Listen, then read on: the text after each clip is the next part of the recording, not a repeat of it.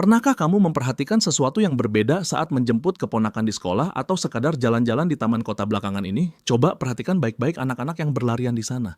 Maksudmu soal ukuran tubuh mereka? Tepat sekali. Dulu mungkin kita melihat satu atau dua anak yang gembul di dalam satu kelas, dan kita sering menganggapnya lucu, tanda kemakmuran, atau sekadar baby fat yang akan hilang sendirian. Tapi sekarang rasanya rasionya sudah berubah drastis. Ini bukan lagi sekadar fenomena visual, tapi rasanya seperti ada sesuatu yang salah dalam cara kita membesarkan generasi ini. Kamu menyentuh poin yang sangat krusial di awal. Kita sering terjebak dalam nostalgia bahwa anak gemuk itu sehat dan menggemaskan. Padahal data berbicara lain. Kita sedang duduk di atas bom waktu kesehatan masyarakat. Ini bukan lagi soal estetika, tapi soal metabolisme yang rusak sejak dini. Dan yang menakutkan, kita sebagai orang dewasa seringkali tidak sadar bahwa kitalah arsitek dari bencana ini. Arsitek bencana itu istilah yang cukup keras. Maksudmu kita sengaja membuat anak-anak ini obesitas, rasanya tidak ada orang tua yang mau anaknya sakit. Tentu tidak ada niat jahat, tapi coba kita lihat lingkungan yang kita bangun. Saya suka menyebutnya sebagai lingkungan obesogenik. Bayangkan ikan di dalam akuarium. Jika airnya keruh, ikannya sakit. Nah, anak-anak kita berenang di air yang penuh dengan gula, makanan ultraproses, dan layar bercahaya biru yang membuat mereka terpaku di kursi selama berjam-jam. Apakah adil menyalahkan ikannya?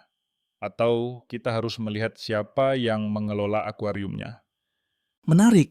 Jadi kita tidak bisa serta-merta menunjuk jari ke anak itu dan bilang, kamu malas bergerak, atau kamu makan terlalu banyak. Persis, itu penyederhanaan yang berbahaya.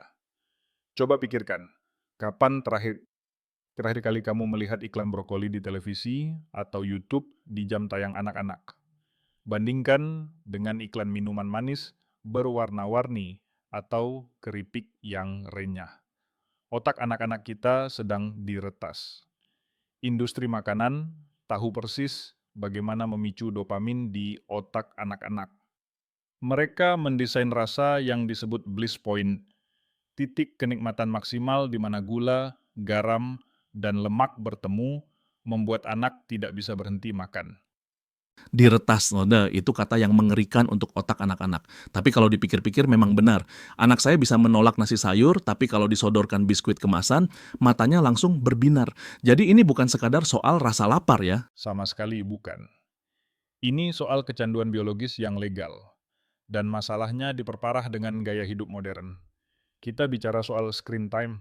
Dulu, bermain itu kata kerja aktif. Lari, lompat, panjat.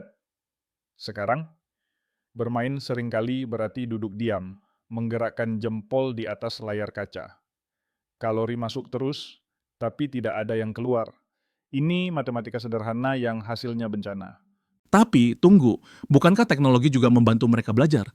Maksud saya, kita tidak bisa membuang gadget begitu saja di era digital ini. Apakah tidak ada jalan tengah? Tentu, teknologi itu pisau bermata dua. Tapi mari kita lihat dampaknya pada fisik. Saat anak duduk diam menatap layar, metabolisme mereka melambat hingga mendekati level tidur. Enzim yang memecah lemak turun drastis. Ditambah lagi, studi menunjukkan bahwa anak-anak cenderung makan lebih banyak camilan saat mereka sedang asyik dengan gadget karena mereka makan tanpa sadar. Mindless eating. Jadi mereka mendapat serangan ganda, tidak bergerak, dan terus mengunyah tanpa merasa kenyang. Oke, itu dari sisi gaya hidup. Tapi saya ingin menggali lebih dalam soal makanan tadi. Ada argumen yang bilang, makan sehat itu mahal. Apakah obesitas pada anak ini sebenarnya masalah ekonomi juga? Ini pertanyaan yang sangat tajam, dan jawabannya, ya, sangat. Ada paradoks besar di sini. Dulu, obesitas diasosiasikan dengan orang kaya yang bisa membeli banyak makanan. Sekarang, di banyak negara, obesitas justru menjadi beban masyarakat kelas menengah ke bawah. Kenapa? Karena kalori itu murah, tapi nutrisi itu mahal. Kalori murah, nutrisi mahal. Bisa berikan contoh konkretnya? Gampang. Dengan uang Rp10.000, kamu bisa dapat mie instan plus minuman manis kemasan yang totalnya mungkin 400-700 kalori kosong. Kenyang? Sangat. Tapi kalau uang itu dibelikan buah atau protein berkualitas, mungkin hanya dapat sedikit dan tidak mengenyangkan. Bagi keluarga yang berjuang secara ekonomi, pilihan rasionalnya adalah membuat anak kenyang dengan biaya termurah. Akibatnya, anak kenyang tapi sel-sel tubuhnya kelaparan nutrisi mikro. Badan membengkak, tapi di dalamnya rapuh. Itu tragis sekali. Jadi mereka mengalami malnutrisi dalam bentuk obesitas. Lalu apa dampak jangka panjangnya? Apakah ini hanya soal nanti mereka susah cari baju ukuran besar atau ada yang lebih serius? Kalau hanya soal baju, kita tidak perlu repot-repot bikin podcast ini. Dampaknya sistemik. Kita mulai melihat penyakit orang tua muncul pada pada bapak anak-anak usia sekolah.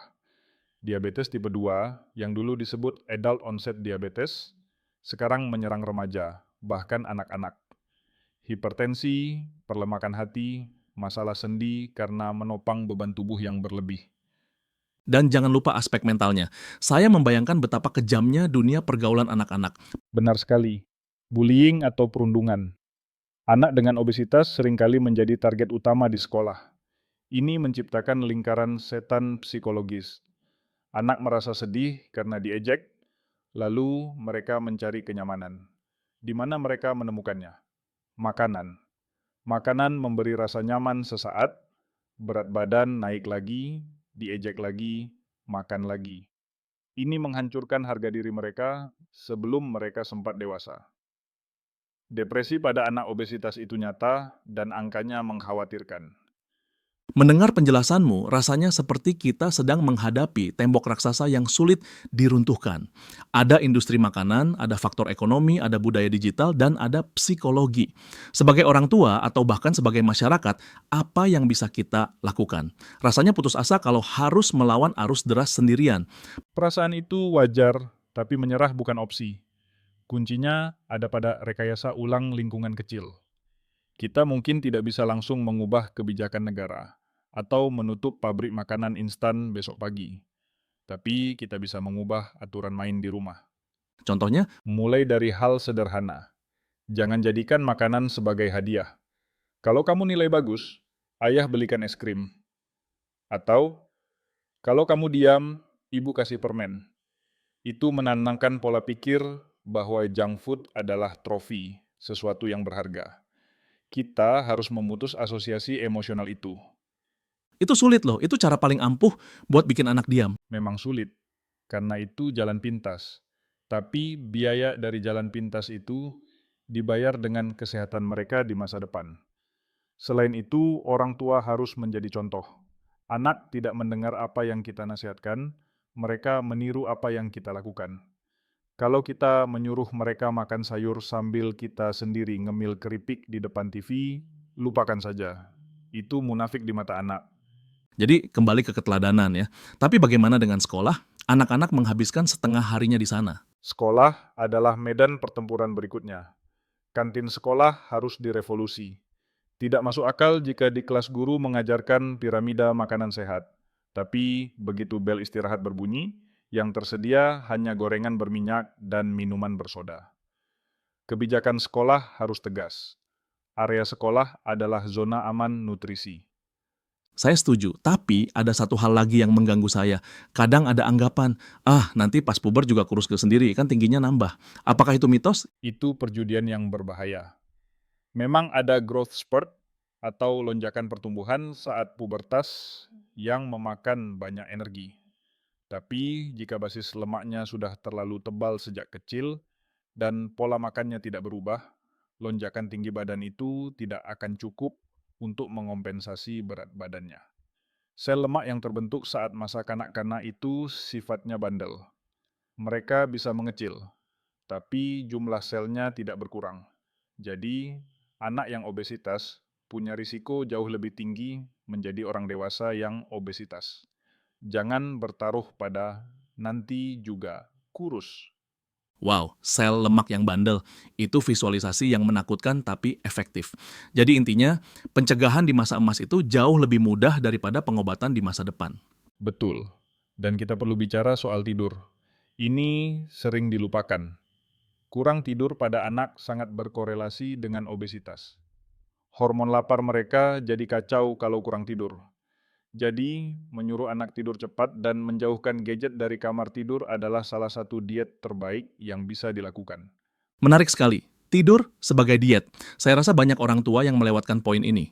Kita terlalu fokus pada piring makan sampai lupa pada jam dinding. Semuanya terhubung. Tubuh manusia itu sistem yang kompleks. Kita tidak bisa hanya memutar satu sekrup dan berharap mesinnya jalan lancar. Kita harus melihat pola asuh, nutrisi, aktivitas fisik, dan istirahat sebagai satu kesatuan orkestra. Kalau kita melihat ke masa depan, katakanlah 20 tahun lagi. Jika tren ini tidak kita hentikan sekarang, apa yang kamu bayangkan akan terjadi pada generasi ini? Ini mungkin terdengar pesimis, tapi para ahli kesehatan masyarakat sudah membunyikan alarm. Generasi ini mungkin menjadi generasi pertama dalam sejarah modern yang memiliki harapan hidup lebih pendek daripada orang tua mereka. Bayangkan itu, kemajuan medis kita luar biasa, teknologi canggih, tapi kita kalah oleh gaya hidup kita sendiri. Beban ekonomi negara untuk mengobati penyakit kronis akibat obesitas bisa membangkrutkan sistem kesehatan kita. Harapan hidup yang lebih pendek. Itu kalimat yang sangat berat untuk dicerna. Rasanya seperti kita sedang mewariskan bumi yang rusak, sekaligus tubuh yang rusak kepada mereka. Tapi ingat, masa depan belum tertulis. Bom waktu ini masih bisa kita jinakkan. Kesadaran adalah langkah pertama. Percakapan seperti ini, di mana kita berhenti menyangkal dan mulai membedah masalahnya, adalah awal dari perubahan. Kita perlu kembali memanusiakan anak-anak kita. Biarkan mereka bergerak, beri mereka makanan asli yang tumbuh dari tanah, bukan yang keluar dari pabrik. Dan hadirkan diri kita secara nyata, bukan lewat layar. Makanan yang tumbuh dari tanah, bukan dari pabrik. Filosofi yang sederhana, tapi sering kita lupakan demi kepraktisan. Kepraktisan adalah musuh kesehatan jangka panjang. Kita harus berani sedikit repot demi masa depan mereka. Mengupas buah itu repot, memasak itu repot, menemani anak main bola di lapangan itu melelahkan. Tapi itulah investasi terbaik yang bisa kita tanam. Luar biasa. Jadi obesitas pada anak bukan sekadar angka di timbangan, tapi cerminan dari kualitas hidup, kasih sayang, dan lingkungan yang kita bangun bersama. Ini bukan tugas ibu saja atau ayah saja, tapi tugas peradaban. Sangat setuju. Kita butuh satu kampung untuk membesarkan anak, dan kita butuh satu kampung yang sehat agar anak itu tidak obesitas. Terima kasih banyak untuk wawasan yang membuka mata ini. Rasanya saya ingin langsung pulang dan mengajak keponakan saya main sepeda, bukan main game konsol. Lakukanlah. Satu kayuhan sepeda lebih berarti daripada 1000 level di video game. Sebuah penutup yang sempurna. Bagi Anda yang mendengarkan, coba lihat lagi isi piring makan malam ini dan lihat lagi jadwal akhir pekan anak-anak Anda. Apakah kita sedang memberi makan penyakit atau memberi makan masa depan? Sampai jumpa di episode berikutnya.